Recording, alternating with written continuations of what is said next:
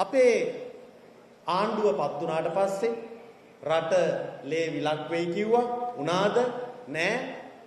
පෝලිං තෙල් පෝලිං නැති වෙයි කිව්වා. එහෙමුනේ නෑ. ඒ වගේම අපේ ගමැතිගේ සහෝදරයා සිහිපත් කළා.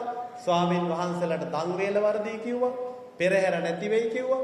මේ සියලු චෝදනාවලට අවලාදවලට දැන් අපි මොකද කරලා තිබෙන්නේ ශාන් සහෝදරයා?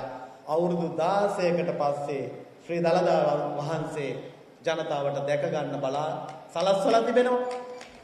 ඒ වගේම බුදු සසුන, කිතු සසුන, Hindu, ඉස්ලාම් සියලු ආගමික ආයතන ඒ ක්ෂේත්‍රවලට නිසි ගෞරවය, නිසි ආදරය ලැබෙන විදියට කටයුතු කරමින් ඉන්නවා. මගේ අමාත්‍යාංශය ඒ විෂය බාරව කටයුතු කරන්නේ. අපි ලංකාවේ පළවෙනි වතාවට ජාතික තයිපොංගල් උත්සවය උතුරට දුන්නා.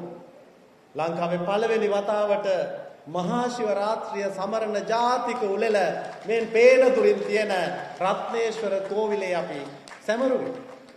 මේ දවස්වල ආදරණීය මුස්ලිම් ප්‍රජාව හජ් වන්දනාවට තමන්ගේ සුද්ධ මක්කම නගරයට යනවා.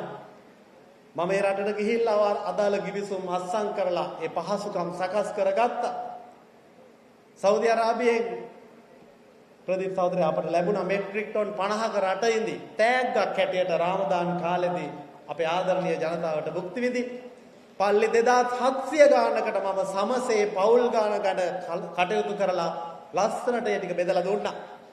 එතකොට තමයි ආරංචි වුණේ පහුගිය අවුරුදු වල එහෙම ලැබිච්ච රටින්දී වලිනොත් හොරා කාලා. එහෙම අය හිටියේ.